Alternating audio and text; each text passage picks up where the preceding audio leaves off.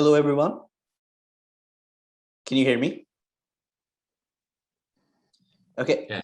Thank you. Welcome, everyone, to the day 2 of the inaugural Southeast Asia Hebrew Language Colloquium, jointly sponsored by the School of Hebrew at Middlebury College, the Cambridge Faculty of Asian and Middle Eastern Studies, the Jakarta Hebrew Learning Program, STT REM, and the Israeli Embassy in Singapore, established and also, of course, the Middle East Institute, where I am currently based out of. Like yesterday, I am Lutfi will be the moderator of the day. I would like to begin the day by bringing some of us who were not able to attend yesterday up to date and to give him a recap of yesterday's proceeding, as well as perhaps maybe highlight some of the key points and questions from yesterday that we can carry on to today and develop further. In that regard, this is fitting with MEI's broad approach of trying to always find a way to move forward. As the chairman of MEI, Mr. Bilahari Kauthi Khan, reminded us yesterday at the start, that's important not just to take a step forward but also to ensure that the step is in the right direction. So this event, perhaps the first of its kind, exploring the possibility of nurturing Hebrew language programs in a region of the world that is lying at a great distance from Israel or the Middle East more broadly, and often thought to be separated by long fissures of ideology, of politics, and of religion. Following Mr. Bilahari's opening remarks, we were elucidated by the Ambassador Sagi Karni's very insightful talk, in which he sort of he gave us a timely reminder that despite all of these seeming gaps in between Southeast Asia and Israel, there remains great goodwill in nurturing such efforts and to developing such efforts further. Because of course, as we know, that any relationship between two countries or two societies cannot be based solely on high-level diplomatic talks, but it requires constant people-to-people engagement. And if we are talking about engagement, then perhaps there's, can be nothing better than something like a language program or building scholarly relations and student exchange program, as Ambassador Karni pointed out. Because language, and this was a key point of discussion yesterday, language is not just a way to express information or to convey information, but it is instead a vehicle for culture, is a vehicle for social norm. It's a window into another world. And it was this point with which we opened our first session yesterday with Dr. Ringwald telling us on how in Middlebury Summer Program, which is one of the most well-renowned Hebrew language programs perhaps in the world, that one of the main challenges that they have been dealing with is this question of how to approach the question of culture in language studies program. This is a challenge, as she rightly pointed out, for various reasons. One being that it's hard to that first we need to exactly point out what we mean when we say culture. Is culture the high culture, culture with a capital C, the culture that we see in religious texts, in literature that can be considered national heritage? Or does culture also institute culture with the small c, the stuff of daily life, the ordinary, the mundane, the often unreflected mannerisms and routines through which we as human societies, we as human beings lead our daily lives? Now, I here would like to perhaps add another question that we can take into the discussion today. And that's the question of whose culture do we teach? Whose culture do we end up representing? Because as anthropologists of late have been argued in various places, the culture is not just the repeating patterns or the harmonies that we see in people, or people doing this basically the same thing in different places. but it is also what we see in dissonances, in conflicts, in disharmonies. So, so the question that I have is, how do we also in language study program better able to capture some of these disharmonies as well?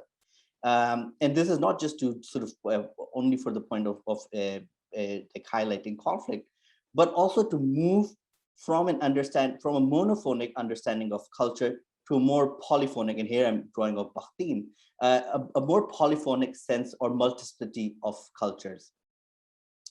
Dr. Ringwald pointed us out to perhaps three main approaches in currency in language pedagogy today to deal with these challenges. First, being the more non-interventionist approach, which suggests that if language is already a vehicle for culture, then there's no need to deliberately smuggle in this reified, conception of culture. Students will automatically learn it through the language itself.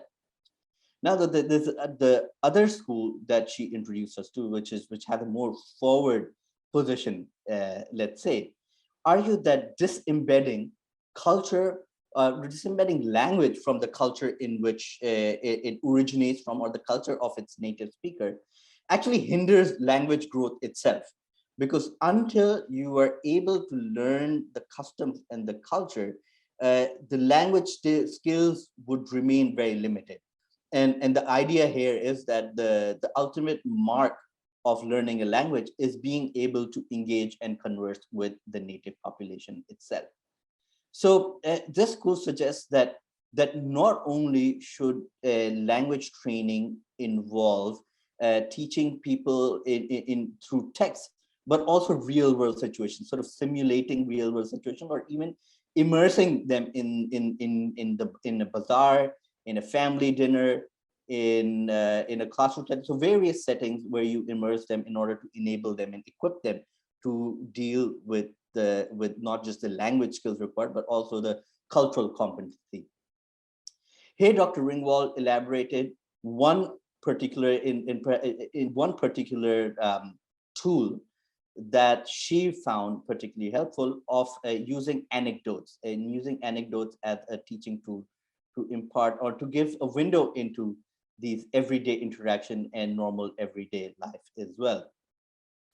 And that point gave us an excellent bridge to moving into the second panel of the day with Dr. Yaron Peleg's insightful presentation on that reminded us that vernacular culture, particularly in the case of Hebrew, cannot be disassociated from the literary cultures because of the particular history through which it was generated. Dr. Peleg gave us through examples of various texts from early 20th century, a quick overview of how modern Hebrew language that is commonly used in Israel today actually came to be. And his point was very well taken, that in sharp contrast to many of the other modern languages, this ancient Hebrew language came to be modernized through a very different route. Instead, where it had for centuries remained a language of maybe the clergy and a language of religious sacred texts and a language of communication between the diaspora in different places. It went from that to a modern language through a very strange route of literary experimentation. And it was that literary experimentation that opened the door into vernacular culture. So here, unlike most other language, vernacular vernacular did not precede literary development, but literary development kind of ushered in more popular usage. And Dr. Peleg also warned us, perhaps, of a kind of historical determinism that we are often guilty today of reading what has happened or what the endpoint be, reading it back into history as the only possible route that history could have taken. And this is specifically important in the case of Hebrew, as he mentioned, that it was that at the turn of the 20th century, it was not very, it did not seem very plausible or possible that Hebrew would end up being the language of the bazaar, of the state, and of everyday life because of the limited uses that it had focused to. And he gave us that, he told us that this development was made possible by the efforts of various authors and artists, both men and for the first time women as well, who joined in the production of this new language and also shaped particular dialects, shaped the syntax, the grammar, by borrowing and or by at least studying various different language traditions as well. So here I would like to maybe throw a question that we can chew on today, and this comes from Dr. Pilek's provocation to think about what if histories, and it's a question that I myself am very interested in, about what else could have happened. This the certain historical approach. So here I would like to suggest what Dr. Pilek suggested, that the history of modern Hebrew was built on a particular Jewish community as well, who were trained in European Jewish traditions, or in European traditions more broadly, and modern Hebrew reflects that base right currently. But I want to ask that this question that I'm no scholar of Jewish diaspora, but the dispersal happened in many directions beyond Europe. And we know that there was sizable communities of the Sephardics, of Baghdadis, who had their own language tradition, of Judeo-Arabic tradition, Judeo-Persian traditions. Or if we go to India, we had the Cochin Jews who had their Judeo-Malayali dialects. And even in China, we had smaller communities like the Kaifang Jews. So my question today is that with perhaps the growth of Hebrew programs in Southeast Asia and Asia more broadly, is there a possibility of revival of these traditions as well? Does the route of learning Hebrew have to go from Israel, of modern Hebrew language, and coming in here? Or is there a possibility that at a certain later stage that these other traditions can be explored, can be developed, to really bring out the polyphony of Hebrew and to elevate it as a kind of a global language as well? With this, I want to now go into the third and the last presentation that we had yesterday with Ustad Saleh, Ustad Sapri Saleh, who, to my knowledge, runs the only Hebrew language program in the region. It was very heartening to hear Ustaz talk about of how there is great interest within Indonesia for learning Hebrew. It came somewhat as a shock to me. And what was most particularly interesting was that the people, or the majority of people who were coming to Hebrew, were not trying to distance themselves from Islam or Muslim culture and tradition, but were actually taught that Hebrew was an excellent door for them to better their understanding of Islamic traditions, of the Quran in particular. And so he mentioned that Hebrew was considered as a sister language of Arabic. And it comes as no surprise, of course, that these are two Semitic languages that share a lot grammatically in common. And Ustaz Saleh wonderfully depicted how the various phonetic structures, the grammar, the scripture, the vocabulary of both Hebrew and Arabic share so much in common, to a point where it almost seems like that both have copy-pasted from each other. And for students who already know Arabic, it becomes a much more simpler task to learn Hebrew.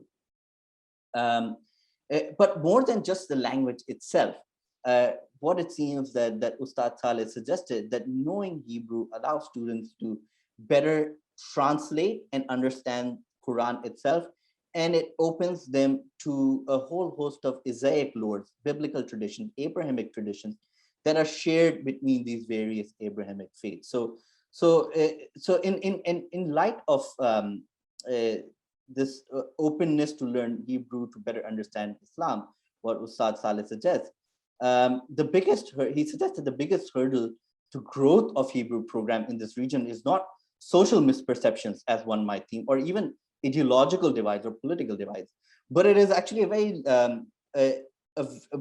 in institutional problems almost that could be pinpointed out. The main hurdle is that there is not enough language training material available in this region, and there's a lack of expertise that could help take enthusiastic students or enthusiastic learners to a more advanced level. So that is the main hurdle, and it's good because that's a hurdle that can be worked upon. That's a solution that we can talk about, and we can move forward.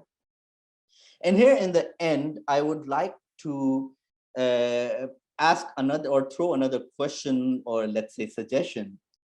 And this relates to the point that I made earlier as well, with regards to Dr. Pelek's talk, is that if we are to grow Hebrew language programs in the Southeast Asia, can a possible or more fruitful route be through Arabic language programs, both in university, and to take Mr. Saleh's provocation to see it as a sister language more seriously.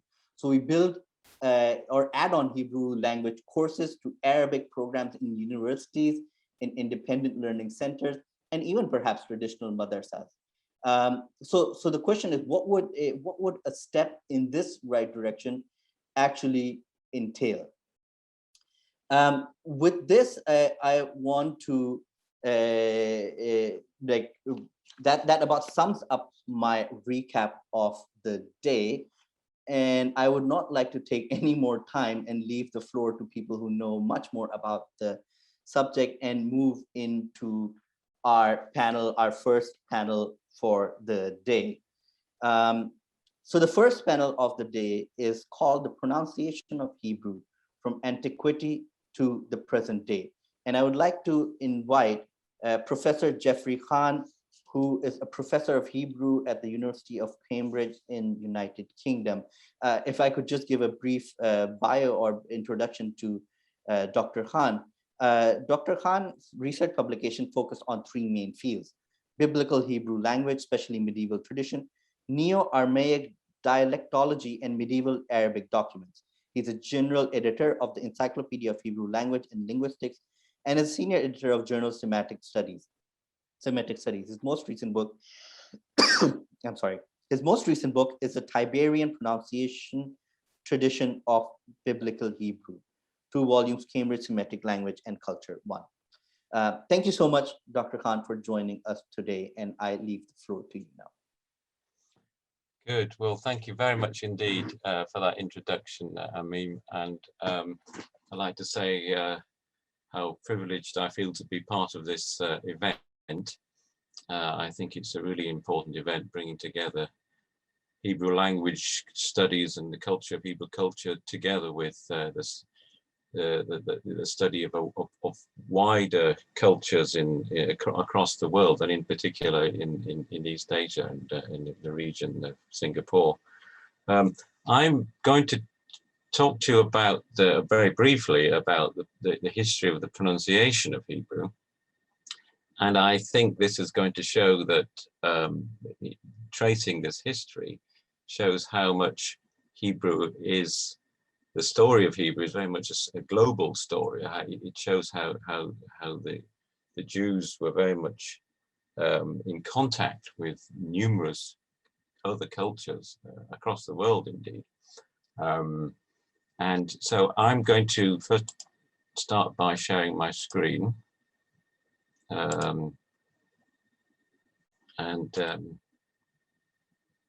Right, so I'm hoping that's you can all see that. Yeah, can you all see that? Yes. Right. So first of all, I'd like to have a quick look at the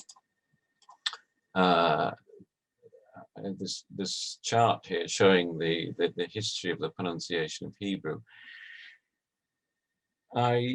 Most of you who have been learning Hebrew, I'm assuming, have been learning Hebrew, essentially probably modern Israeli Hebrew, and are familiar with the pronunciation of Hebrew in modern Israel today, so-called modern Israeli Hebrew is normally referred to as.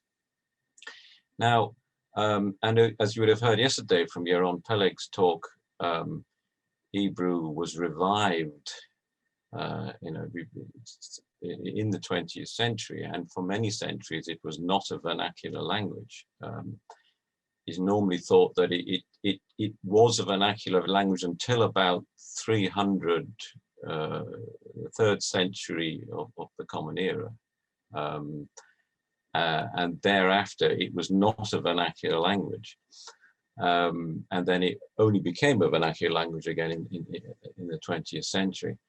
Now, the point is, though, that during those many centuries, between the 3rd century and the 20th century, Hebrew remained alive in many ways. It, of course, remained alive as a written language, but what I'd like to draw your attention to today is that it remained alive also as a spoken or an oral in oral form. That is to say, it was not simply read in a sort of quiet way. It was actually pronounced in variety of contexts, and one of these contexts was the recitation of Holy Scripture in an oral recitation. But also it was pronounced in various other contexts. I mean, it was pronounced embedded within different Jewish languages. I mean, there were Hebrew words embedded within Hebrew language in various Jewish languages, and also it was pronounced in learned discourse to some extent.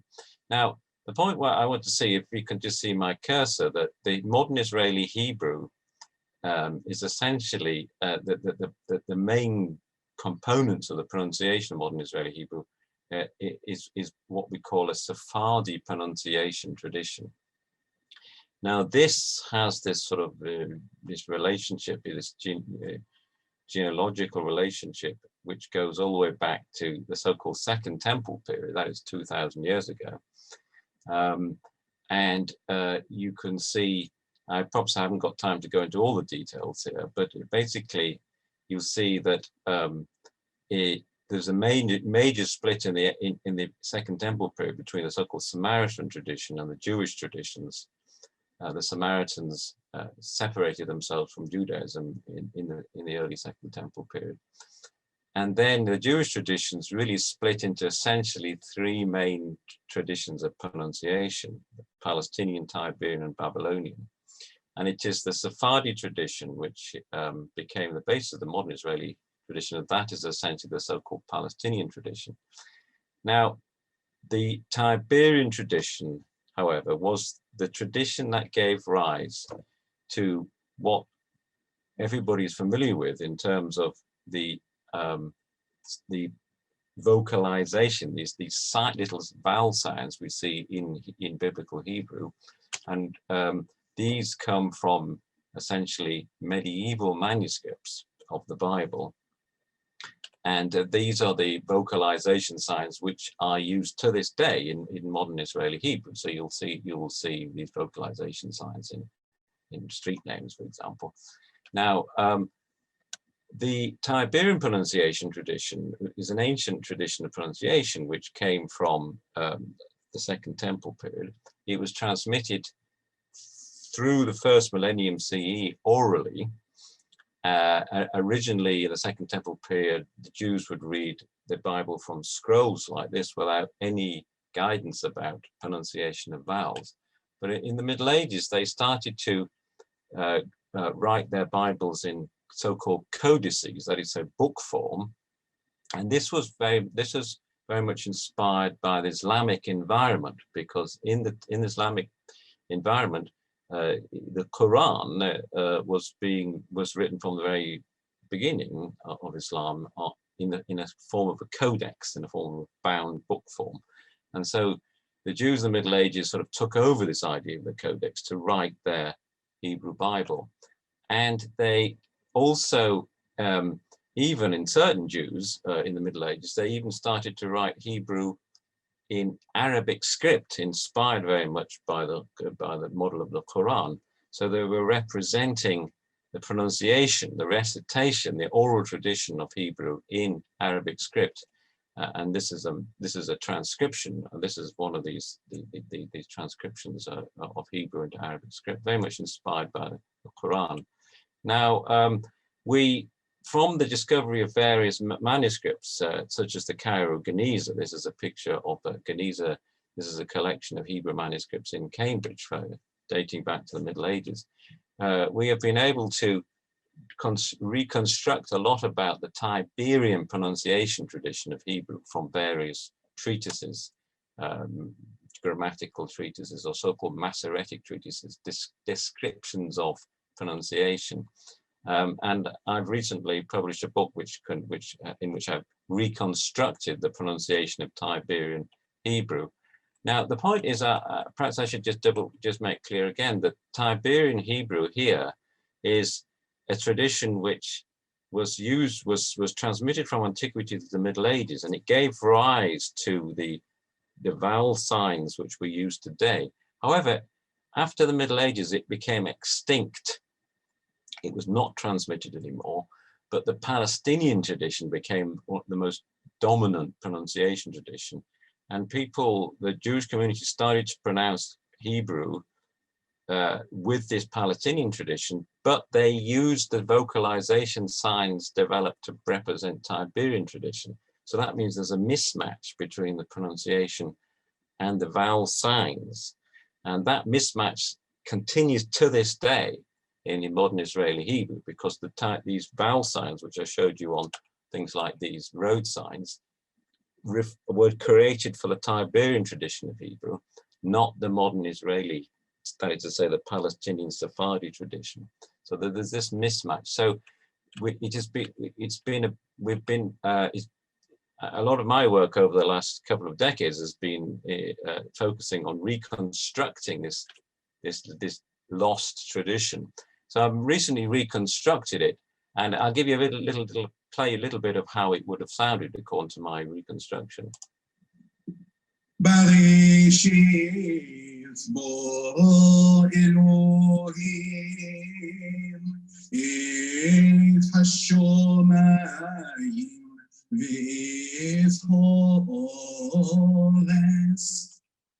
So in the Middle Ages, there were also other traditions of pronunciation. There was the so-called Babylonian tradition, and we have manuscripts mostly from the Geniza, which have different signs, different vowel signs, which represent these different pronunciations.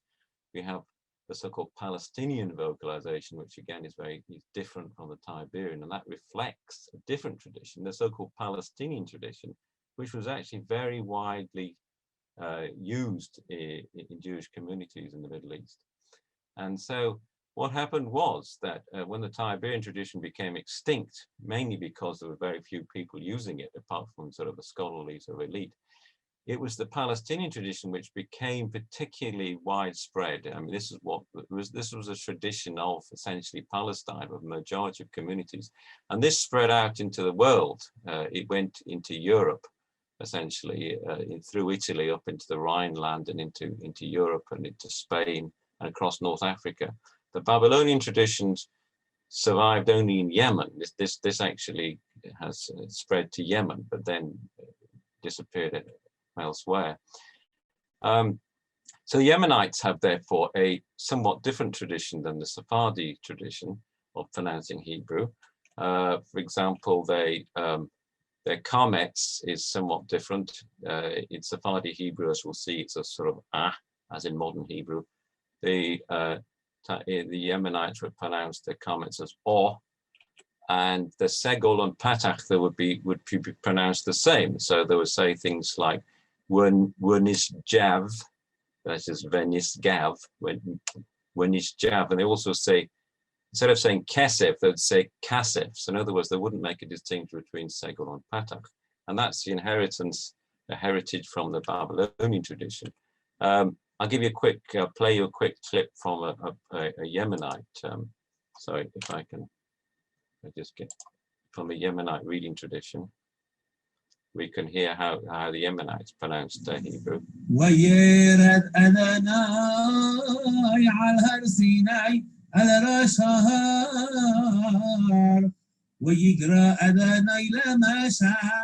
على راسها. Yeah, I mean, haven't got time to go into detail, but you see, it sounds rather different from modern Israeli Hebrew.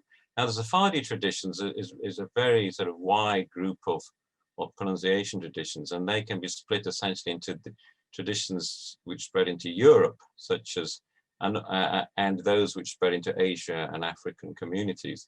Now, in Europe, all of these traditions of pronunciation were influenced by languages of vernacular languages of the community. So in Europe, there was these traditions were being used by Ladino-speaking communities, Italian-speaking communities, etc.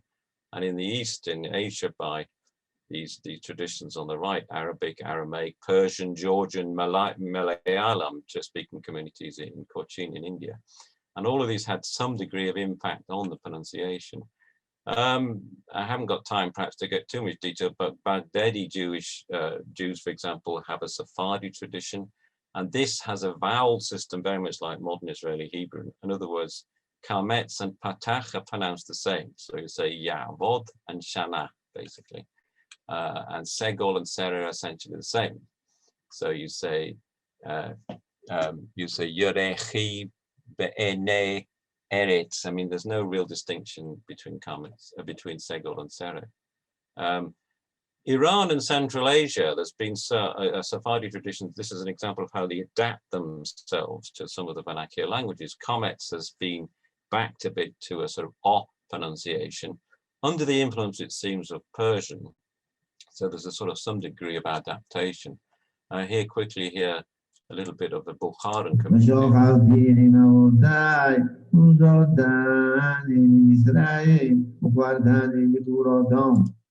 Yeah, so basically here, this is the Bukharan tradition is a Sephardi tradition, but Comets has been pronounced as O under the influence of vernacular Iranian languages, like in Uzbekistan.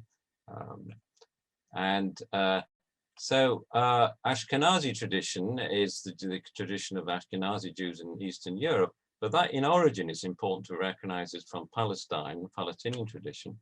And it really only developed its very characteristic Ashkenazi features in about the 14th century.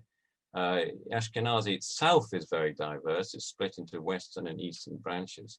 And very briefly, Comets is realized nowadays as an O in some forms of Ashkenazi, and sometimes as an U in some other forms. You say things like Umain for Amen, or Omein in certain varieties of Ashkenazi. But these developments actually in the Sephardi tradition are somewhat later under the influence of Germanic. Now, finally, let's look at Samaritan. Now, Samaritan split off from Jewish traditions way back in the Second Temple period, but it still survives to this day in various parts of Israel, in Holon, for example, and also Mount Gerizim near Nablus. And listen to just briefly a Samaritan pronouncing Hebrew. Shema Israel, Shema Elohim Shemad, Wa'ibta Shema Elohak. So you can see that it doesn't sound very much like modern Israeli Hebrew at all. That's because this is still a living tradition of Hebrew. So and finally, something about the pronunciation of the so-called Hebrew component in Jewish languages. The Jews, when they spread out across the vernacular, adopted a variety of vernacular forms of speech. There are many languages, we've mentioned a lot of them already. Now, within these Jewish languages, there are many Hebrew words and phrases survived, and these are, if you like, living survivals of Hebrew embedded within another language. So Hebrew has not only survived in these liturgical traditions, it survived within vernacular forms of speech embedded within these languages. And I just give you a very brief example from the Jews of Kurdistan and Western Iran who speak, or until recently, they spoke Aramaic, of an ancient language. And you'll just, here, let me just play one sentence with a speaker of Aramaic, whom I found, by the way, it's a Jewish community in Kazakhstan, in Almaty, who had migrated there from Iran some generations ago. But Listen to how she speaks. This is a description about a marriage, and she's talking about the bridegroom, and she doesn't say khatan, she says hoton. Now that is an ancient pronunciation of Hebrew, different from the Sephardi tradition, which is embedded within the speech of these ancient vernacular languages. So I think my time is up, so I better stop sharing there. But that just gives you a flavor of the diversity of pronunciation of Hebrew, and its sort of living tradition, and its development through contact with other cultures, and also, as I showed, with the development of the codex, the influence of the cultural influence of other cultures on the formation of the written form of the language. Thank you so much. Thank you so much for that talk. Just as yesterday, to ask a question, you could either raise your hand and I can call upon you to unmute and turn on your mic camera, or you can just send it to me in writing as well, and I will read it out for you.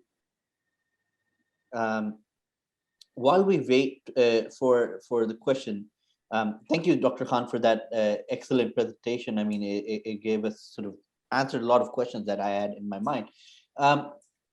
But I want to ask that, in your opinion, in terms of pedagogy, is there a possibility of like the revival of these traditions, or and so on, or are these going to be, in your opinion, limited to these almost like leftover forms? Yeah, I mean, I think in terms of pedagogy, I'd say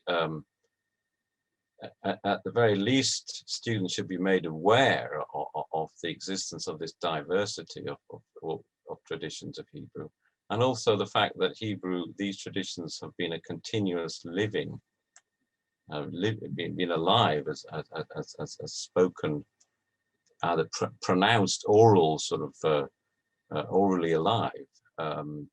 And to really get away from the idea that Hebrew is somehow a revived dead language, and also the fact, that the Jewish community, these reflect the cultural diversity of the Jewish community and their global diaspora. So I think that element is an important element of. I mean, you were talking earlier about culture and language teaching. I mean, I think certainly from the point of view of Hebrew culture, I think that's important to teach students. Okay, thank you. I have a few questions that I've received, but I will first go to Ustad Saleh. If you could unmute yourself and ask your question. Thank you very much. Yes, good evening, everyone. Mr. Govri, that I have a question regarding of the split. What was the trigger of or the reason of the split between the Samaritan and Jewish traditions in terms of pronunciation of reading? Is there any political reasons, or is there also different understanding about after split of the pronunciation? Is there the difference also in understanding about the text itself? It's remind me also about the split, the language of Western Aramaic in Eastern Aramaic. Is this the case as has similarity of the process of a split? Well, I mean, linguistic differences are generated by various factors. I mean, one of them is geographical, but another very important factor is a sense of community identity. In other words, a social factor. And you see this very much in the Middle East today, whereby Arabic dialects spoken by Muslims, Jews, and Christians are different. So you can have the classic case is Baghdad until the 1950s, where Jews spoke one dialect of Arabic, Muslims another, and the Christians another. And these sort of different sorts of dialects developed through a different cultural community identity. So with the Samaritans, the main motivation or the main factor which was creating this difference in pronunciation was different sense of communal identity. I mean, I haven't got time to go into all the reasons why the Samaritans broke away from Judaism. I mean, it's all kinds of theological differences. But the crucial point is that this difference in community identity was driving this sort of distinction in linguistic change. So that's sort of a brief answer to your question. Thank you. Thank you. I have a question here from Baojuan, and Baojuan is saying that thank you, Professor Khan, for the presentation. Though my primary interest is not in biblical Hebrew, I was nonetheless intrigued by the cadence of the Hasidic community I visited in Brooklyn. They spoke to me in English, but in their native tongue amongst themselves. Can you identify the type spoken by this diaspora? And there's another question that they're asking, that's the children of the community also appear to converse in a different way. Is there any difference in Hebrew for different age group, like Japanese? She's saying, so Hasidic community in Brooklyn, is that what the question is? Yes, yes. Yeah, okay, yes. well, that will be, yes, that will be an Ashkenazi sort of community. They would be pronouncing Hebrew according to an Ashkenazi tradition, which has been influenced very much by Yiddish, which is a form of, essentially a form of German.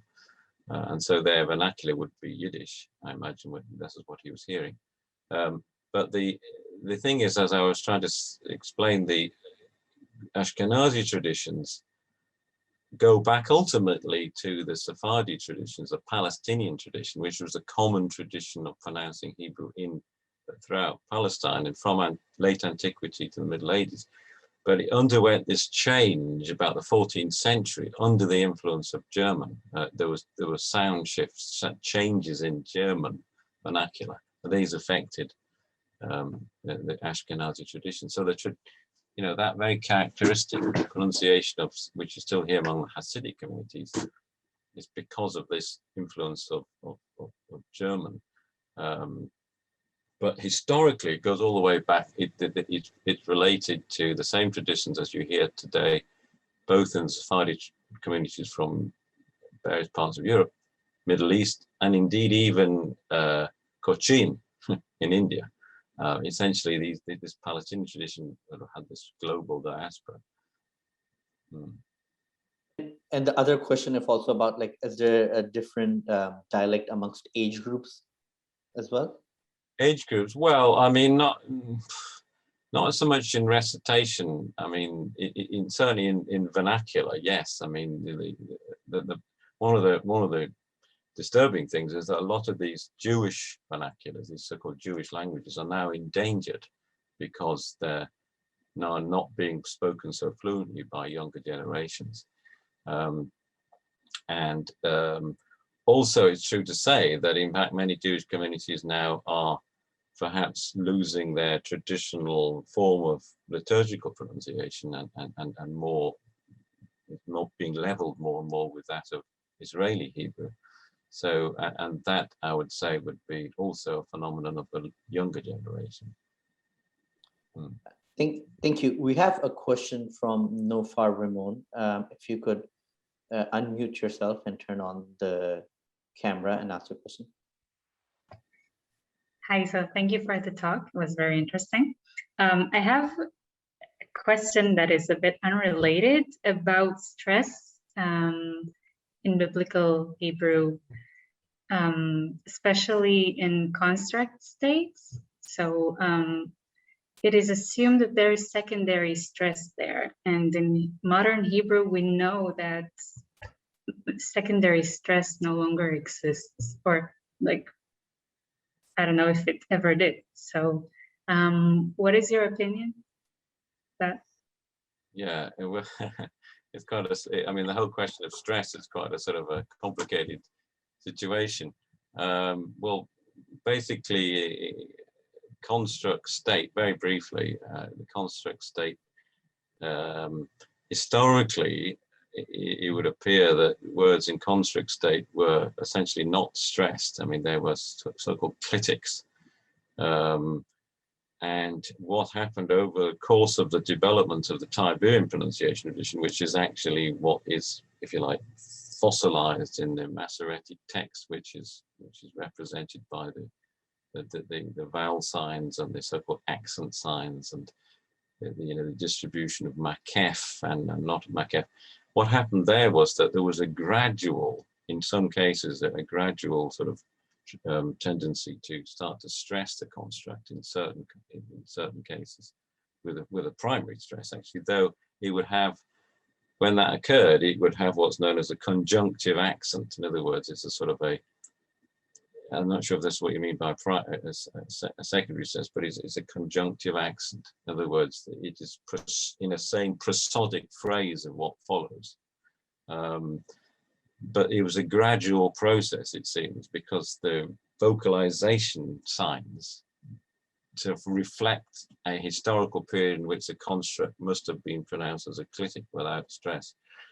So there's a sort of a gradual, this reflects a general tendency in the Taibinchen pronunciation to start to pronounce things more and more carefully.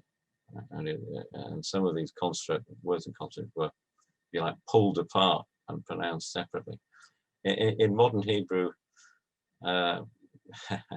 it's difficult to say what, it depends on the speed of utterance, I suppose. I mean, that's one of the issues about the modern Hebrew. But essentially, in a vernacular language, you would typically not stress a construct. But in a liturgical language, there's a greater tendency to sort of start to pronounce things more carefully and pull things apart. I think that very briefly, that's how I respond. We are running out of time, but I think I'll ask one last question. It comes from Elizabeth Garner, and she's asking that, do you see any trends in today's modern Hebrew pronunciation? Maybe ways it is currently evolving, and how do you think it might evolve in the future? Yeah, well, modern Hebrew pronunciation is, all languages change, all from generation to generation. And in fact, certainly if you listen to the old films, Israeli films, you can definitely hear differences in pronunciation, particularly in the pronunciation of certain elements like the resh, for example, is clearly changing pronunciation. The older generation is still alive today. So will be being pronounced in the resh as a so-called a trill of uvula trill, madaber. But nowadays it's what's known as an uvula continuum, madaber, and that's one of the changes. But it's changing all the time. And of course, there's been impact of vernacular languages from the gathering of the diaspora, and there's influence of the social linguistic factors there as well. I mean, there's this whole sort of complicated question about the sort of conflict or the sort of the differences between Mizrahi pronunciation and Ashkenazi pronunciation, and some of the Jews from countries, the Arabic-speaking countries, for example, are continuing to pronounce that so-called pharyngeals, ein and het, and they are still heard to this day, and they are under a certain amount of social linguistic sort of a competition with the more standard pronunciation. But the way things will change is largely due to social linguistic factors, and so yeah, but it is changing. It's because it's a living vernacular language. Thank you so much for that. My apologies to some of the people who sent in questions, but I couldn't get to. We could maybe come back to them at the end of the session if you're okay with that, Dr. Khan. With that, I want to now move into our next session. The next session is titled "A Preliminary Notes on Hebrew in Indonesia, from a Sacred Language to Metalingual of Identity." And I would like to, it gives me great pleasure to invite Mr. Leonard Epiphras, who is an instructor and researcher at the University of Kristen Dutawakan and the Indonesian Consortium for Religious Studies, ICRS, in Yogyakarta, Indonesia. To give a brief bio, he was a recipient of the number of fellowships, including Fulbright, Endeavor, and Schusterman Institute for Israeli Studies. Dr. Epiphras teaches Judaism, advanced study of Christianity, and history of religions. His research publications include the Jewish community in Indonesia, religion online, and interreligious topics. Thank you so much, Dr. Epaphras, for joining us today. And if I could ask you to take over the stage now. Yeah, thank you very much, Dr. Lutfi, for your kind introduction. Shalom, good evening, good morning, good afternoon, wherever you are. And Ramadan Kareem to my Muslim friends. I'm truly grateful to be part in this presentation event. And it is an honor as well to meet in person Professor Jeffrey Khan, as my dissertation touched upon your work as well on Judeo-Arabic. Okay, I'm sharing my screen now. Yeah, okay, hopefully you can see my slides. Okay, my presentation is part of my research on Hebrew in Indonesia that unfortunately delayed because of the pandemic. And hence it is a preliminary observation and more or less following a historical manner. And mostly among my research among Indonesian Christians. As you can see in the screen, there is a Hebrew expression on the front of the synagogue of Tondano in North Sulawesi province. It says Bet Knesset Syar Hashemayim, and the smaller one, Minahasa, Sulawesi Sapon, Indonesia. I took this picture during the Indonesian Independence Day in 2019. Okay, when Hebrew exposed in Indonesia for the first time, it is very hard to answer, but I came across with a research by Professor Rusmin Tumanggor from State Islamic University, Syarif Hidayatullah, in which as an anthropologist of health, he conducted a research on local medicine in Barus or Fansur, North Sumatra province, 27 years ago. So you can see by yourself in the screen, this was reported by the National Geographic Indonesia in their website. Among many of his findings, he suspected a local incantation, presumably a Hebrew origin. Okay, if the finding is correct, it might be not so much surprising, in fact, because Barus or Fansur, as classical Arabic sources or also Cairo Geniza call it, indeed a historical site renowned since the early of millennia, even by the Egyptians and the Greeks as the source of camphor, or in Indonesian it's called Kapur Barus. The finding is not conclusive yet, but in my blog writing, I attempted to relate Professor Tumanggor's finding with the earliest presence of Arab Jewish traders in Indonesian archipelago. First in Sriwijaya in 10th century, according to an Arabic source, and later in Barus or Fansur in 12th to 13th century, as informed by Cairo Geniza. It's also mentioned by Professor Khan. On the screen, you can see a medieval manuscript from Cairo Geniza, stated an Arabic term Al-Kafur Al-Fansuri, not in Arabic script, but in Judeo-Arabic, as touched upon as well by Dr. Lutfi. So Judeo-Arabic is Arabic written in Hebrew script. You may read further in my discussion, but unfortunately in Indonesian, in the link I mentioned in the screen. Yeah, the centuries to come, very little evidence of the Hebrew discourse in Indonesia. Indeed, Christianity, and in particular Western European missionary and Bible translators, were the agent introducing Hebrew in Indonesia. Of course, not as a communication language, but as part of Christian specific and Christian theological discourse. Nevertheless, since the very beginning, the Christian missionaries were intended to contextualize the Bible messages into the local vernaculars. Here, the statement by Peter Jans can epitomize the Bible translator positions. He was a Mennonite Bible translator. My job is not to transfer the Greek or Hebrew pronunciation to Japanese. Japanese is one of the ethnic groups in Indonesia. My job is to Javanize them. Okay, yeah, but Hebrew is extremely important in biblical hermeneutics, notably for the Protestants, and Reformed Protestant tradition maintain what's called the idea of Hebraica Veritas, the truth of the Hebrew in approaching the Bible, notably the Hebrew scripture or the Old Testament in Christian tradition.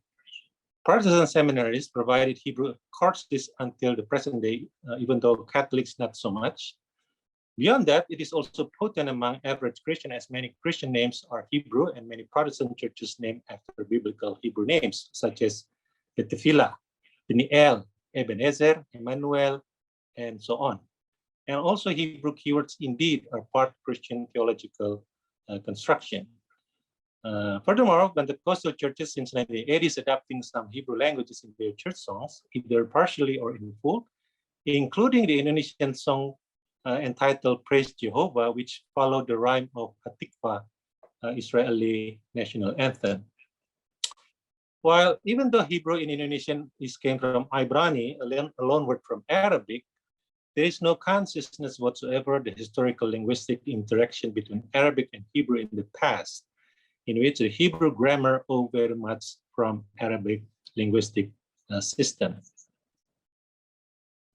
One cornerstone of Hebrew in Indonesia was that in 1999, when the Indonesian Bible Society produced the Hebrew Indonesian Bible, but unfortunately, only for academic purposes. Beyond Christianity, Hebrew loanwords enter Indonesian dictionary. There are at least, in fact, more than 3, but 3 is definitely mentioned by the Center of Indonesian Language, the Ministry of Education, that's coming from Hebrew. But in fact, I found that there are 6 loanwords that's entered into Indonesian dictionary. There are kibbutz, Bethel, Rabbi or Rabbi, Hallelujah, Masmur, Messiah or Al-Masih, and so on. There are also several Hebrew Indonesian dictionary, but mostly for biblical studies purpose. Up until More Sapri, I call Ustadz Sapri as More Sapri, produced Hebrew Indonesian dictionary. It was the only modern Hebrew dictionary in Indonesia. The rest mostly for biblical studies purpose. Some departments in Indonesian university, especially non-Christian universities, such as having a Hebrew course as well, especially in Arabic literature department or international relationship. I'm not sure how they still at work, but as far as my understanding, a few years ago, I found some of the Hebrew teachers in Arabic literature department. I'm aware as well that Indonesian Ahmadi community, a Muslim community from Ahmadiyah, also provided Hebrew course that I think is related to their, because of their Mirza Ghulam Ahmad, the founder of Ahmadiyah, having a revelation that's one of the revelations mentioned Hebrew phrases on that. So that's, I think, became a kind of force for Ahmadi community, global Ahmadi community to study Hebrew as well. Okay, I mentioned about Reformation. The Reformation era in 1998 brought drastic political and religious changes, and it ushered for stronger transnational religious discourse. Earlier than that, in Oslo Accord in 1993, the Israeli-Palestinian Peace Accord indirectly stimulated a new Christian consciousness on Hebrew, as it opened the possibility for Indonesians to visit Israel. As Ambassador Karni yesterday mentioned, there were at least 40,000 Indonesian made pilgrimages to Israel before the pandemic. My earlier research demonstrated that some of Christian leadership embraced Judaic or Jewish subculture into their theological construction and also even rituals, started about this period in 1993 onward. But it was intensified after the Reformation, especially with the emergence of Messianic Christianity, the Hebraic root movement and sacred name movement, and also the emergence of new Jewish identification, and of course, more and more Judaic enthusiasts, even among the Muslim, as More Sapri's students might inform us. Some of them also attending this meeting as well. But indeed, Hebrew is yet to be a communication language. It is more religious language and for Christian identity formation. There were also authority confession in which, as earlier I mentioned, that Hebrew discourse is mostly restricted in the Protestant seminaries and or developed within the Indonesian Bible Society. Now it is also spread out among larger Christian circles. It is very easy nowadays to find a Facebook wall with Hebrew greetings and biblical passages. I display here the interlinear Bible picture on the screen. Interlinear Bible show the original language, Hebrew, for example, for the Old Testament, or Greek for New Testament, and the literal English translation in subscription. It's like a subtitle in a movie. Indeed, it helps the non-specialist Christian to learn the translation, but at the same time, it creates a new confidence that sometimes challenges the official translation provided by the Indonesian Bible Society. For Indonesian Bible Society, translation is a very serious thing. They need years in order to even to judge single word translation into Indonesian or to Indonesian ethnic groups translation, because Indonesian Bible Society provided about 300 ethnic or sub-ethnic groups language or translation in Indonesia. In conclusion, some preliminary conclusion can be drawn. Learning Hebrew is part of the globalization realities. We have to accept that, like or dislike. There are many Indonesians working in Israeli companies, and some of regional governments in Indonesia already engaged with Israel. It is an economic opportunity. So Hebrew in this regard, of course, will be part of this equation.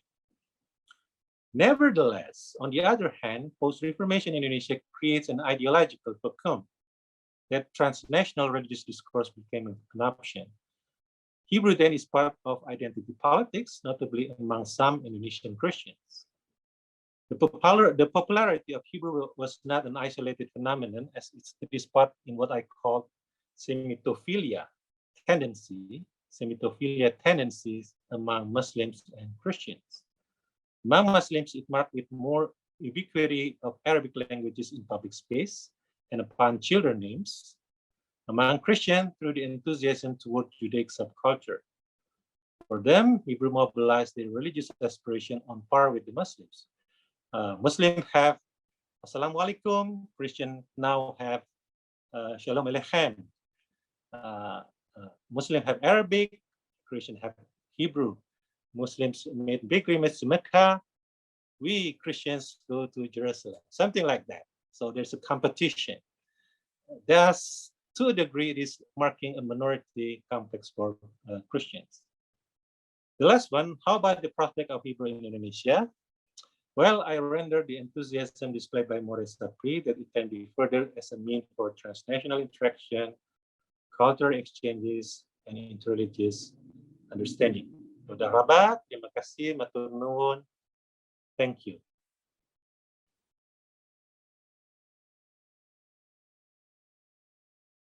Thank you so much for that talk. Yeah, your camera is now back on. Okay, I'm going to go into, I have a few questions already. I can start before we go to Ustaz Sapri. There's a question from Gailang Lukman, and it's asking that, have there been setbacks to the defaultization of the greeting Shalom amongst contemporary Indonesian Christians? I heard Christians from Nias who lamented that their local greetings gradual replacement by this Hebrew and in some ways foreign expression. Thank you. I call him Mas Gilang, my friend.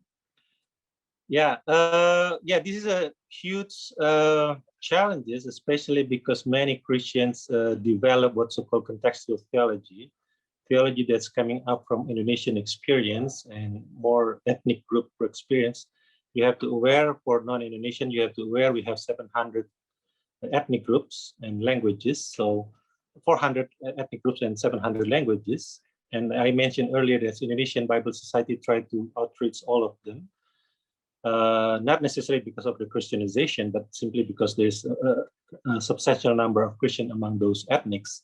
So yes, that's some challenges for them, because nowadays, modern and post-Reformations, taking Hebrew as, even though shalom, that's a small minor gesture, cultural gesture that's important for many of Christians, as a way to start on par with Muslims. Muslim having Assalamu alaikum, then of course we have shalom. And it's even more difficult because government that try to be impartial in terms of religious issues, taking Shalom as well as identification for Christian. So yes, it's very challenging, and we not yet come to the conclusion and resolving this issue. I myself limited to use Shalom, even though I knew about little bit about Hebrew. I tend to use the local calling, Selamat pagi, Selamat siang.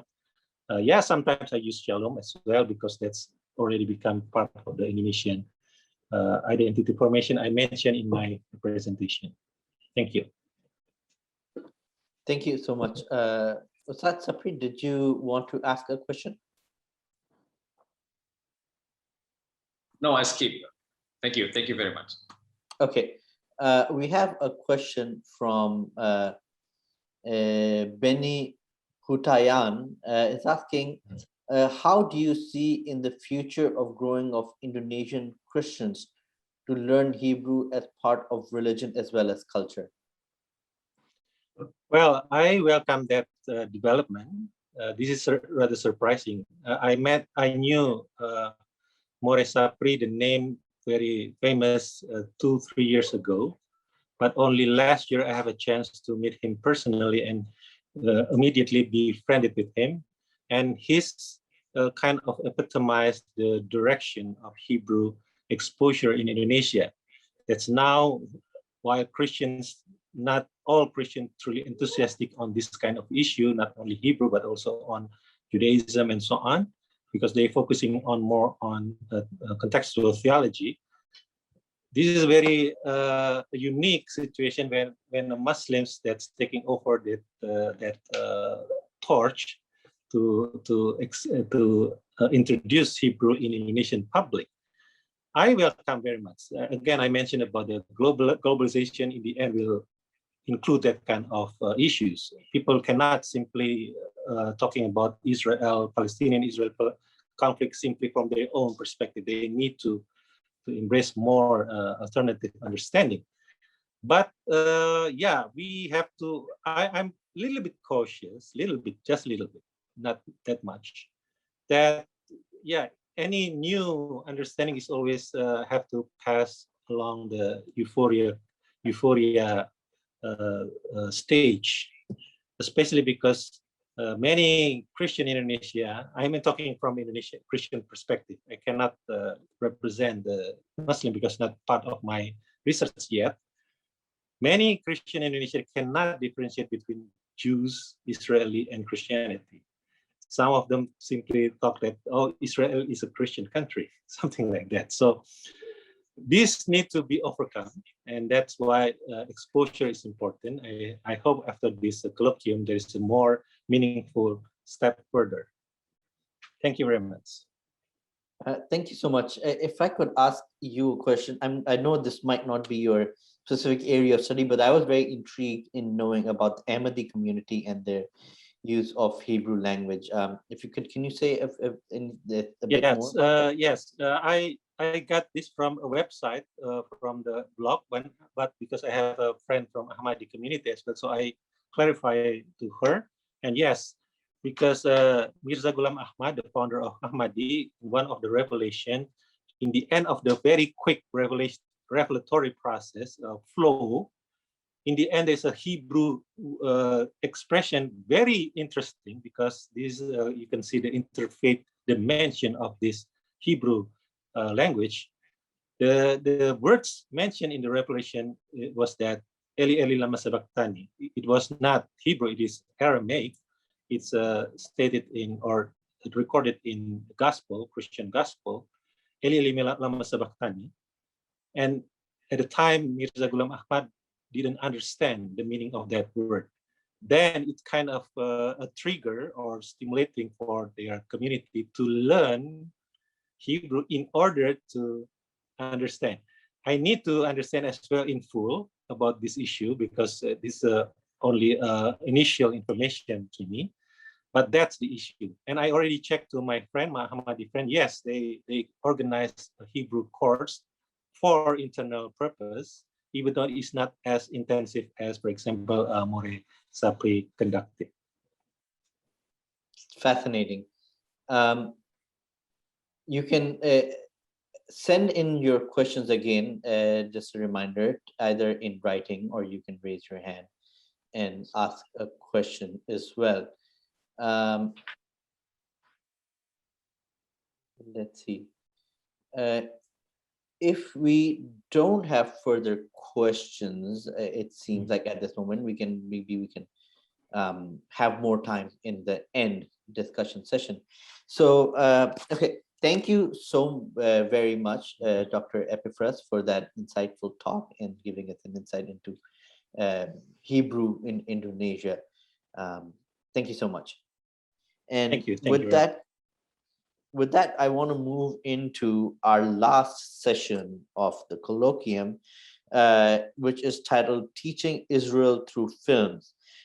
Professor Aaron Kaplan, unfortunately, cannot be with us here today in person live, but he has, very graciously sent us a pre-recorded video of him. Dr. Aaron Kaplan is a Goldman Professor in Israeli Studies at San Francisco State University. He's the author, most recently, of a book called Projecting the Nation, History and Ideology on the Israeli Screen. So if I could ask the technical team to now play the video. Dear conference participants, my name is Aaron Kaplan, and I'm speaking to you today from San Francisco. I wish I could be present with you at the conference, but the events of the past year have prevented us from meeting in person, so we will do it virtually. And also because I'm literally on the other side of the world, I won't be able to join you live, so you will have to settle for this recording. But I'm very grateful for the organizers of this conference for inviting me to speak before you today. What I'd like to talk to you about is teaching about Israeli culture and history using the medium of feature films.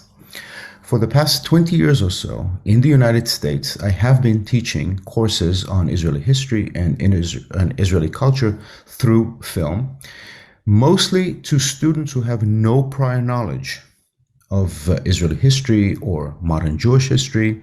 In most cases, those students do not even speak Hebrew, so we rely on films with English translations. But in some cases, I use films in classes with native Hebrew speakers or those who have very good Hebrew. And then, of course, we can make more comprehensive use of the films also as a linguistic tool in the education. Now, when I teach my seminar on Israeli cinema or Israeli history through film with American students, I usually begin with the following exercise. In many cases, there are cinema students in my class, American cinema students. And so I ask them, your dream, of course, is to make the great next American movie. So please tell us what this would involve. And by and large, I hear answers that revolve around going to Hollywood, to the major studios, getting a meeting with producers, and pitching their idea for a film to those producers. And at some point early on in the description, money enters the question. They realize that making an American film is a commercial enterprise and that they would have to find an appeal to a certain audience in order to generate revenue and cover the expenses of films that tend to be very expensive in the United States. And all those considerations come into play. Then I asked them to think about what it would be to produce the next great Israeli film, not the American film. And I also tell them that over the past 40 years, the bulk of the budgets of Israeli films, and by the way, the average budget of an Israeli feature film is about $1.5 to $2 million, compared with $70 to $80 million, which is the average budget of Hollywood films. So just for kind of general context, that the majority of those budgets come from public funds in Israel, who provide the funding for the production of films, and they produce between 12 to 15 feature films in Israel annually. And I also tell them that those funds are not interested in creating blockbuster hits that would necessarily cover the expenses of the films, but they view the role as investing in a national industry in producing films. And they judge the success of Israeli films not by the number of tickets sold, but by achieving two really international goals: being admitted to the major film festivals around the world, Venice, Berlin, Sundance, those type of film festivals, and being nominated to the major international awards, Golden Globes, Oscars, and so forth. So Israeli films who qualify to those festivals or award shows are regarded as successful and achieving the goals of those funds. But then I asked them to think, if you are an international body that has to judge Israeli films, what are you looking for? Will you be looking for a romantic comedy from Israel, a sci-fi movie, a detective story? Not necessarily. Hollywood tends to produce the best of those genre films, and they tend to be popular around the world. What you'll be looking for really is an Israeli film, something that is unique to Israel. And therefore, if you are a movie maker and you want to plan a film that would qualify through those funds, you tend to think of producing films that will be rooted in the Israeli experience. And therefore, by and large, Israeli films tend to deal with the Arab-Israeli conflict, with the role of the military in Israeli life, the various ethnic tensions within Israeli society, the place of religion within Israeli society, things that are characteristic of Israeli society and Israeli history. So oddly enough, and this is almost tautological, Israeli films are really about Israel. That's the bottom line of what those films are. And for us as educators, then, they become an incredible tool because they tell in real time, when they are produced, the story of the society and of the culture unfolding before us. Also, because the budgets are relatively low, especially in comparison to major Hollywood films, the films themselves are rooted within the reality of the Israeli experience. There are no elaborate sound sets. There are no elaborate effects. Films are shot on real location, and they really communicate and document the immediate Israeli experience, even if we're dealing with feature films. And I'd like to show you an example. We are talking about films, so we have to watch at least a couple of clips to make the case clear to you. From one of the greatest Israeli films, to my mind, it's a film from 1974, and the name of the film is But Where is Daniel Vox? The film itself is irrelevant here, the story or the plot line, but I would like to show you a specific scene that is an example of the type of realism that exists in Israeli cinema, which really sets it apart from mainstream Hollywood films or other big production movies. So, in broad description, it's the story of two friends who meet 15 years after they graduated from high school, and they go to their high school reunion party, where they find out that one of their best friends from childhood, Daniel Vox, has disappeared. Nobody knows where he is. So they go on a journey throughout Israel in 1974, trying to locate their high school friend, and they go to different classmates of theirs, trying to gather information. Here, they go to a friend who lives in an apartment building in Jerusalem, and she's not home, so they're waiting for her at the staircase of this apartment building. So let's just watch this scene. Don't worry about the dialogue or the narrative. Just look at the scene itself. So now I'm going to share my screen and show you this scene.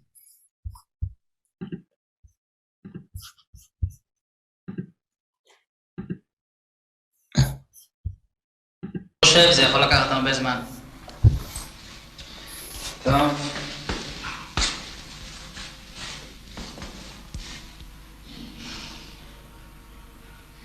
גמרת שיעורים? מה? תראה, אני לא הספקתי לגמור את האנגלית, תיתן לי להעתיק מחר בבוקר? נראה לי אידיוטי כל הדבר הזה. יושבים שני אנשים מגודלים, מחכים לילדה מהכיתה שלהם, שתבוא ותגיד להם איפה גר ילד אחר מהכיתה. באמת לא מעניין אותך מה קרה לרקסי?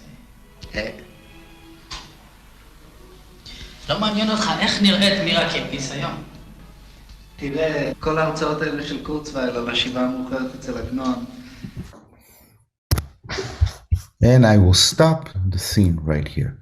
So we saw the two characters sitting in an actual staircase in an apartment building in Israel. And then the lights goes off. And what do we see? Complete darkness, because this is not some artificial set. This is Israel. This is the reality. Anyone who's ever visited Israel, you will know that in apartment buildings in Israel, the lights in the common stairway have a timer and they go off after 20 or 30 seconds. Why? To save electricity. So you are in the midst of the Israeli experience. And I would argue that the majority of feature films in Israel are likewise rooted in the actual experience and therefore could be a wonderful pedagogical tool. When I construct my course on Israeli history or Israeli cinema, I tend to divide the course up thematically. So I take certain themes and I explore how they evolve and change over time and what those changes and evolution could tell us about Israeli history and Israeli culture more broadly. So for example, one of the key themes that I explore in these courses is the representation of the military and Israeli soldiers in Israeli cinema. And there I can show quite easily, I think, the evolution from early depictions. And when I talk early, I'm going back to the 1940s, even before the creation of the state, and then throughout the 1950s, of heroic representations of Israeli soldiers who make the absolute sacrifice, dying in the name of a greater cause, the creation of the state and the creation of a new society. And then as I advance in the course, I show how, starting in the late 1960s, especially in the aftermath of the 1967 Six Days War, the depiction of the military and of military life begins to change. It becomes somewhat more critical, more introspective.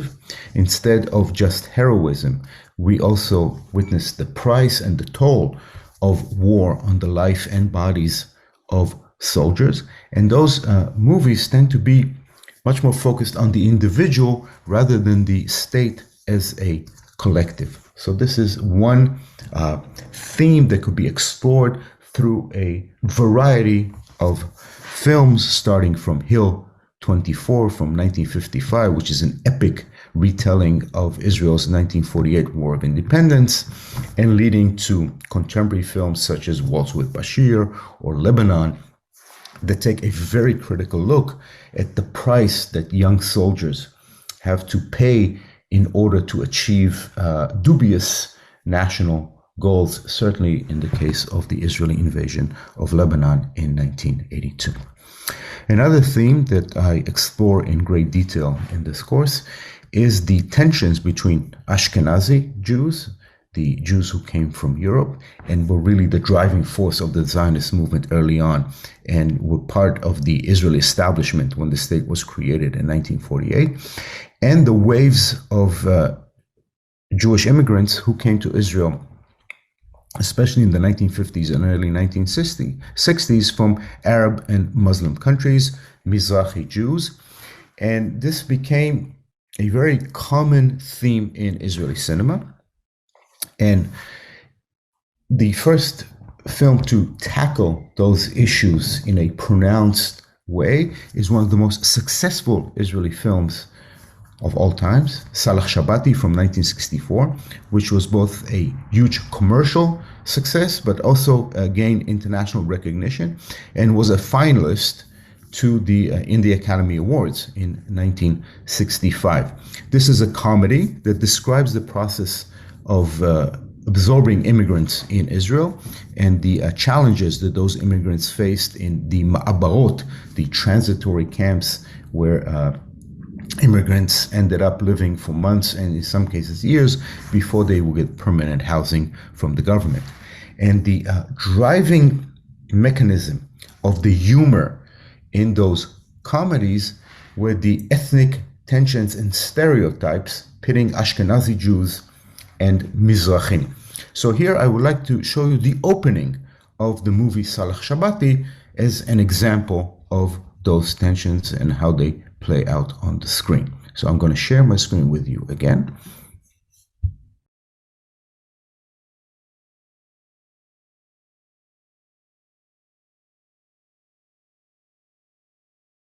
So here we see two families, one an Ashkenazi family getting off the plane and they count suitcases.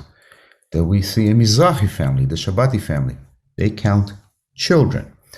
And those stereotypes and ethnic differences play throughout this comedy, and they really set the course for a series of Israeli films, what came to be known as Burekas comedies, that were based on those ethnic tensions and really defined Israeli humor throughout the 1960s and 1970s. But then when we move to depictions of Mizrahi Jews and the tensions with Mizrahim and Ashkenazim in the 1980s and 1990s, we see a completely different look that tends to be much more critical, that does not use humor, but looks actually at the harsh social reality that was created as a result of those differences and the treatment of those immigrants by the old establishment. And we can look at other such developments in Israeli cinema, the depiction of Arabs on Israeli screen. In early Israeli films, it was usually Jewish actors who played the role of Arabs. As we look at the development of Israeli cinema, we will see starting in the late 1970s, more and more movies where actual Arab characters played by Arab actors dominate the scene, and the Arabic language becomes an important part of Israeli cinema. One other avenue of exploration could look at the place of religion in Israeli cinema and how initially Israeli culture was dominated by secular Jews and religion was marginalized or pushed to the edges of the screen, literally in some cases, and how in recent years more and more religious filmmakers are taking part in the industry, and we have a much more complex and profound representation of religious life in Israel and the type of tensions and dynamics that represent life in those communities.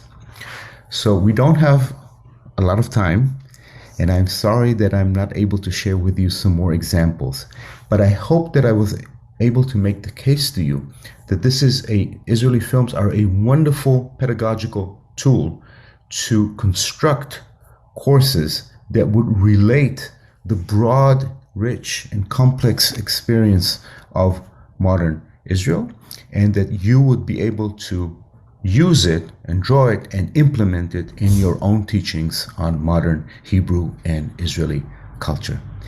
Thank you very much, and I hope to see you in person in the near future. Thank you so much for that remote presentation. We've reached the end of our planned sessions because Dr. Kaplan couldn't be here himself. We will skip the Q&A parts for him, and we will go directly into, just like as yesterday, into the breakout rooms. To explain it to people who weren't there yesterday, everyone will be automatically assigned to one of the 4 rooms, and each of the 4 rooms will be led by one of the speakers present here. You would have in each breakout room, you guys would have 15 minutes to discuss some of the questions that we have already thought about, or you can bring up some questions. And at the end of those 15 minutes, you'll be reminded 1 minute before that. And I ask the discussion leaders to collect the thoughts during that 1 minute. And at the end of when we come back into the main room, you'll have about 2 minutes to relate the key findings from the breakout room for everyone else to hear. Okay, so with that, and of course, you'll be automatically assigned to one of the 4 rooms, but you can, if you want to, you can switch rooms as well. All right, thank you, everyone. Can we be assigned to the breakout rooms now? Okay, thank you. Welcome everyone back to the main room. I would like to ask the 4 leaders of the groups to say a few minutes, to take a couple of minutes to relate to us what was discussed in their breakout rooms. If I could first ask Dr. Wardit to start the discussion. You're on mute still. Thank you. Sorry to that.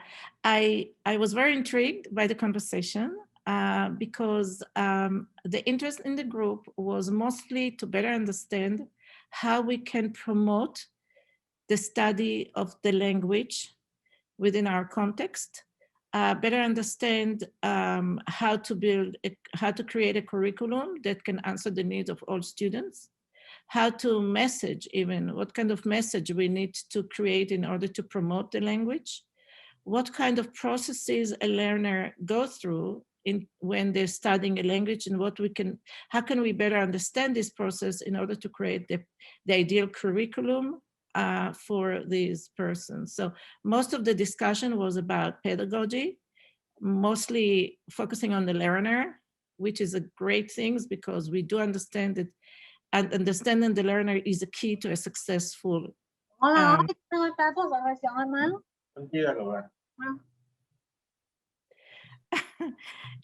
is understanding. There was another issue is how to promote the study of other language in the era of globalization. Why actually explain and promote other languages while English is the dominant language of the world? And I think this is something that we all need to discuss and talk about it. So why, especially in the era of globalization, other languages is extremely important. So that was the discussion about. Thank you so much. Ustad Sapri, if I could ask you to take a couple of minutes as well. Thank you very much for giving me this opportunity. Yes, it was nice discussion in the breaking room.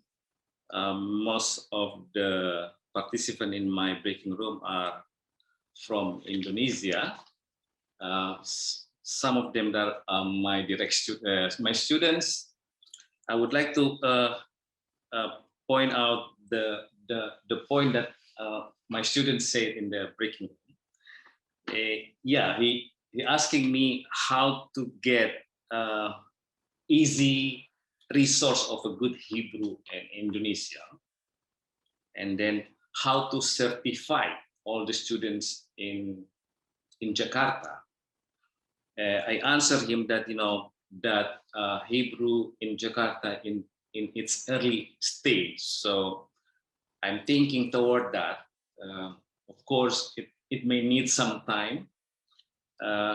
Due to the COVID that I had a discussion also with Fardid a couple years ago to improve the quality of learning Hebrew in Jakarta.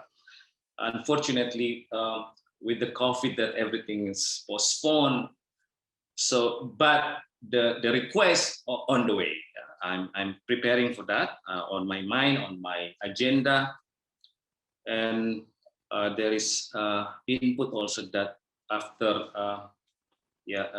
Aaron Kaplan present how the movie is very interesting to insert during my Hebrew lesson in Jakarta.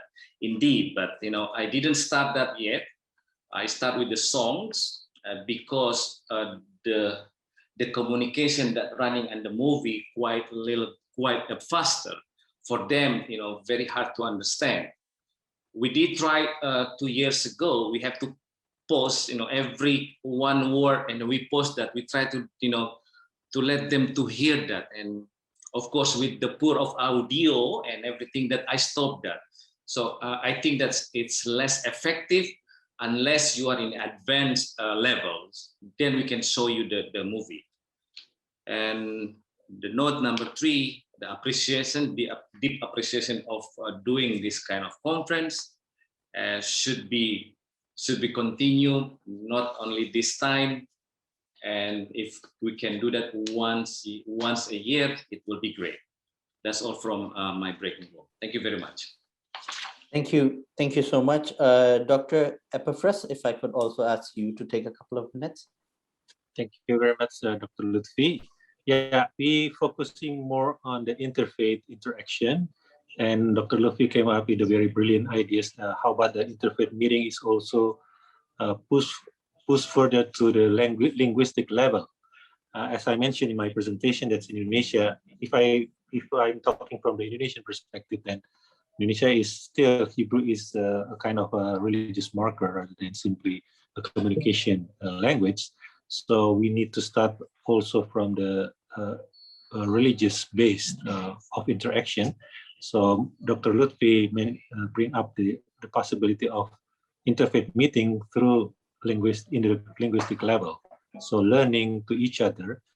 We have, in fact, in Indonesia, framework, something like that, reading to each other's scripture. It's called scriptural reasoning, that we can push further to the level of language, because mostly coming from the Abrahamic traditions, especially, but of course, we can extend as well to Buddhism, because Edmund Lim from Singapore in my group also mentioned about the possibility to have to include Buddhism and so on into the conversation.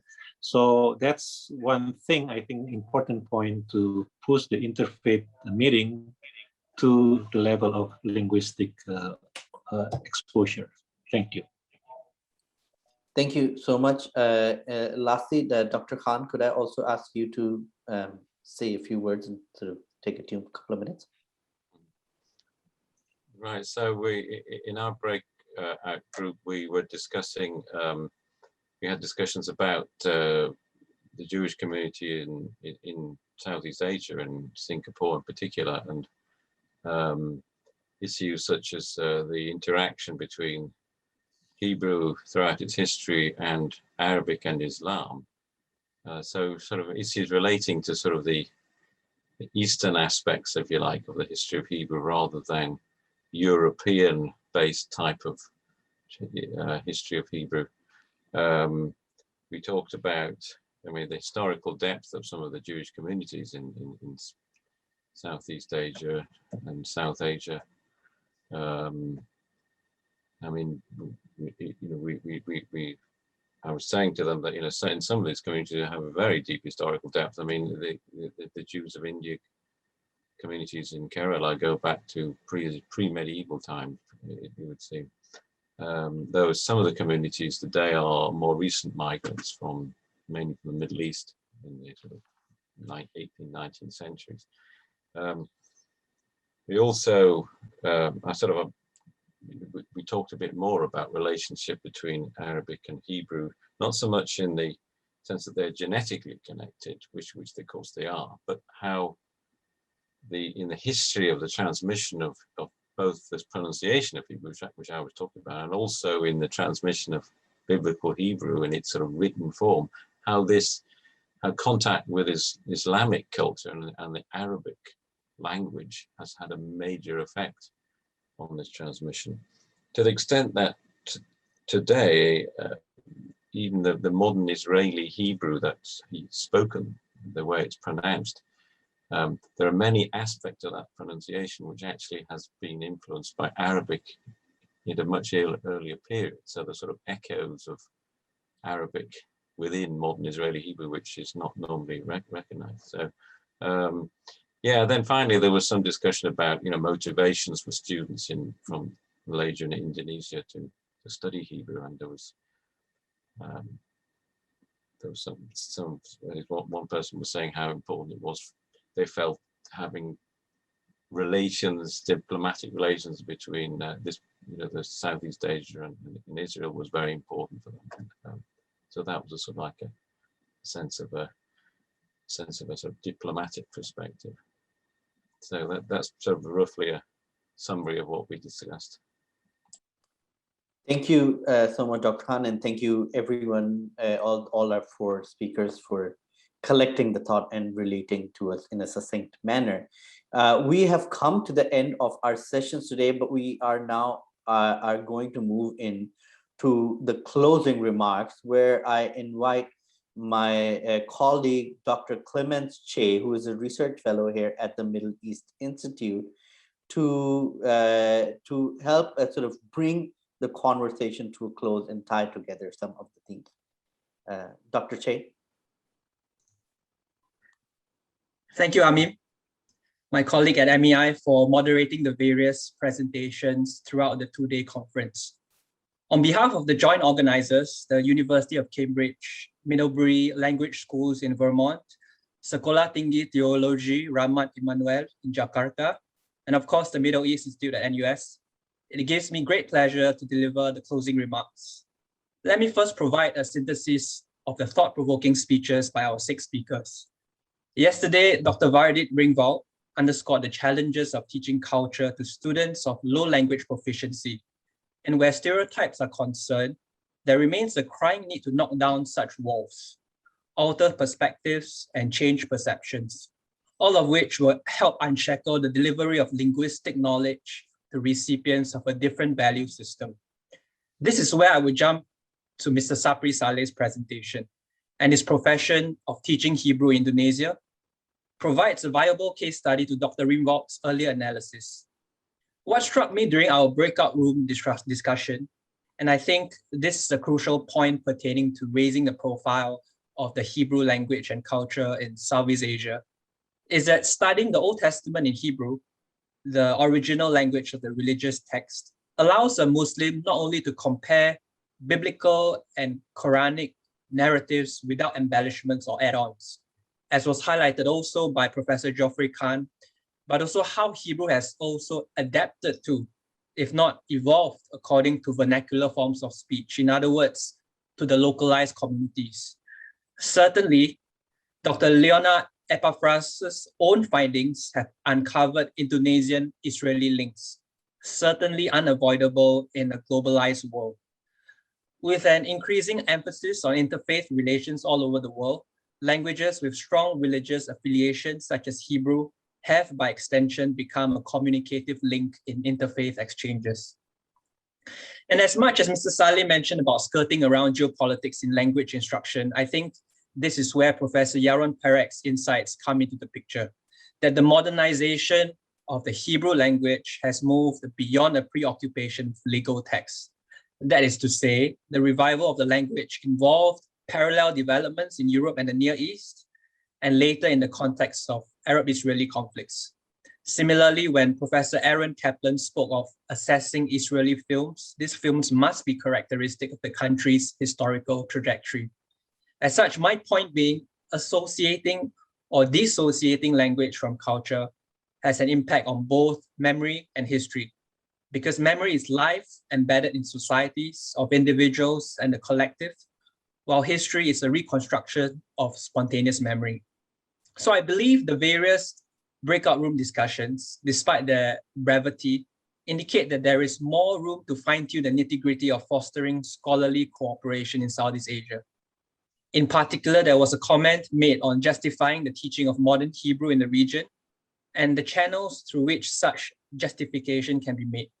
So with that, I would conclude by reiterating the words of our chairman, Bilahari Kausikan, that Israel's position in Southeast Asia deserves an overdue re-evaluation, that there is a need to better understand Jewish culture in the region.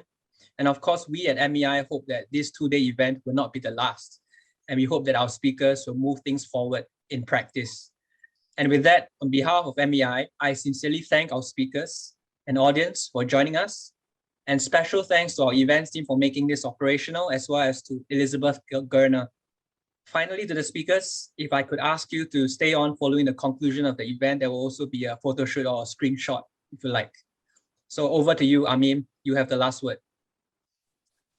Thank you, Clement. I think you've wrapped it up and summed it up very nicely. If I could just ask everyone, whoever is possible, to turn on their camera so that we can at least take a picture or a screenshot of the attendees. Okay, all right. Thank you so much. This was a very rigorous 2 days of conversation. And I think, as you mentioned, as everyone said, hopefully this is only the first step and we can come together various times. Again, thank you everyone for taking out the time on a weekend to attend this session. In particular, thank you to all the speakers for joining us from various parts of the world at odd times often. And joining in this very important discussion. And thank you to a special thank you to the MEI events team for all the effort that went into the background. These online events, I know, are incredibly difficult to coordinate with people in different places. And they've done a fantastic job with it. So thank you, the events team, and thank you everyone for joining us today. That would be all. Hope to see everyone very soon again. Bye. Thank you. Bye. Thank you very much. Thank you. Have a good night. Thank you very much. Thank you. Bye-bye. Thank you. Bye. Thank you. Toda.